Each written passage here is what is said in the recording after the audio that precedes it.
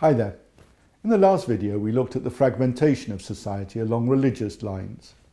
We examined the limitations in the sources and we also looked at the degree of religiosity. In this video we're going to turn our attention to the question of income and wealth inequality. Intellectually, the issue of income and wealth inequality has been on the political agenda ever since Karl Marx was writing in the middle of the 19th century. In the 1950s, Simon Kuznets, one of the pioneers in GDP calculations, placed it firmly on the historian's agenda. He argued that income inequality increases in the early stages of development, but that once a certain level of income has been reached, it starts to decline.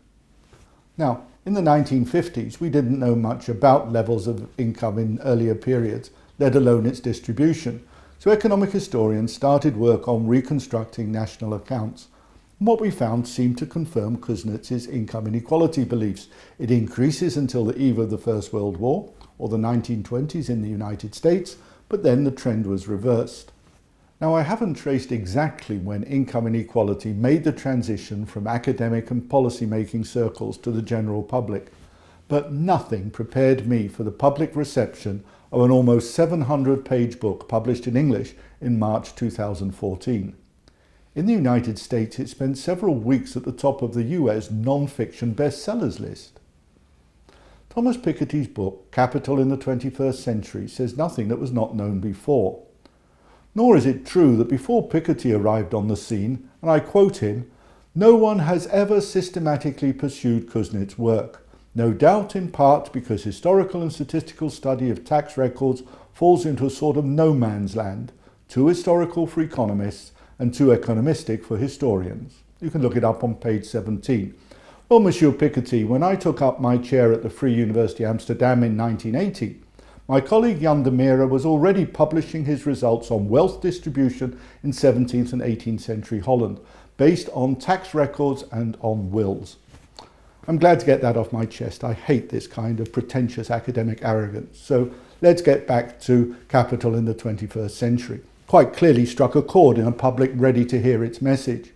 Having spent 5 years struggling to climb out of a recession caused by failures in the financial sector, citizens in Western societies are obviously now beginning to turn their attention to the winners of the capitalist system.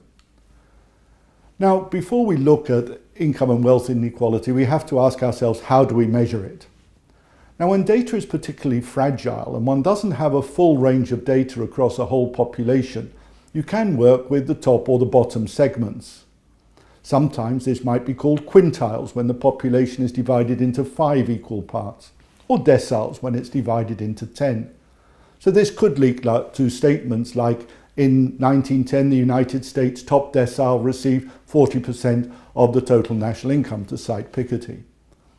Occasionally one might find the two measures being combined, the proportion owed by the top and the proportion owed by the bottom.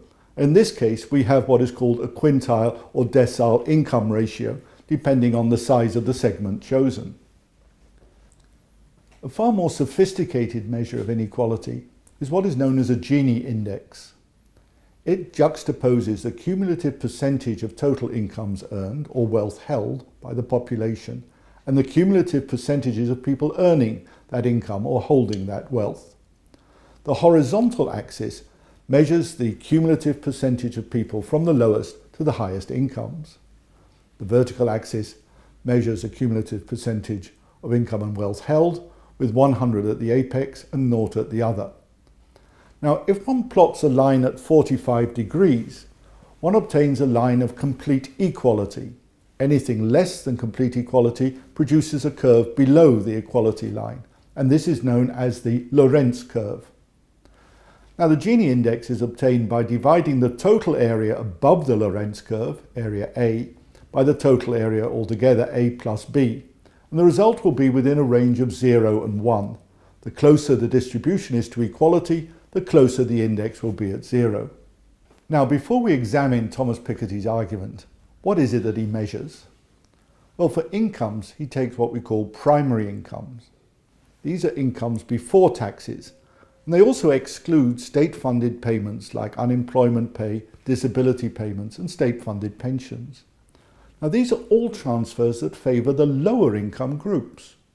Piketty himself, around pages 246 to 250, suggests that if we were to take this into account, the share of total incomes of the lowest 50% in the United States would rise from 12% of the total to between 17 and 18%. Now for wealth, he takes personal wealth. Now this wealth is inheritable and transferable, but it has the effect of excluding wealth locked up in collective pension schemes. In Switzerland and in the Netherlands, the sums involved in these are quite considerable.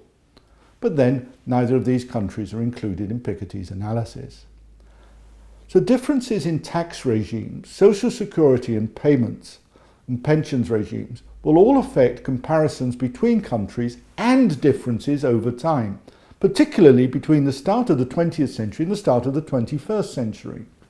I'm not saying that you shouldn't produce these sort of statistical series, but you should always and continuously refer to this bias in analysing the results. Okay, what is it that Thomas Piketty suggests? Well, first he focuses not on the Gini index, or even the top decile, but at the very top 1%. In the United States in 2010, these controlled 20% of the income. The top 10% together controlled 50%. The comparable figures for Europe were 10% and 35% respectively. Now these figures for the United States put it right back to where it was in 1900. Not so for the European countries he analyses, that they are heading in the same direction. But once again, this is nothing new. Joseph Stiglitz was saying the same thing. He also focused on the top 1% in his book, The Price of Inequality, published in 2012. Second, Piketty seems to argue that the United States is exceptional in the degree of its income inequality. And that might be true among the few advanced Western countries he examines. But the index for the United States is 0.45. But data, especially from low and medium income countries, show that even more skewed distribution. The latest research in China, for example, suggests that the figure there is 0.55. Thirdly, Piketty projects the series forward, and here he's more speculative. He argues that most of the increase in inequality comes from ownership in wealth rather than returns for labour. He foresees the return of capital continuing to outstrip the growth of output, and the problem continuing to grow. But plenty of others do not agree with this analysis. They suggest that the observed fluctuations in capital reflect changes in its market value rather than changes in its volume. I know. Okay, so for economists among you, let me say this. The problem is that Piketty uses wealth and capital interchangeably. Now for inequality, you're dealing with wealth and you're interested in its market value because it measures claims on resources. But for output growth, you're talking about capital output ratios, and this requires a constant price calculation. Finally, Piketty's gloomy worldview stems from the fact that he's focusing on in-country inequality, and only on a handful of larger high-income Western countries. Yet thanks to the strong growth of the BRICS, Brazil, Russia, India, China and South Africa, and other non-Western economies, inequality on a global scale has probably declined.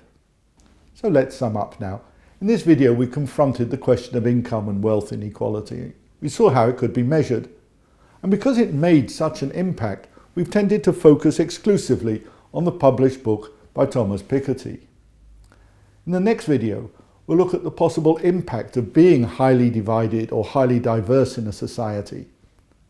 Meanwhile, we've constructed a visualization of income and wealth inequality, and we invite you to look at it next.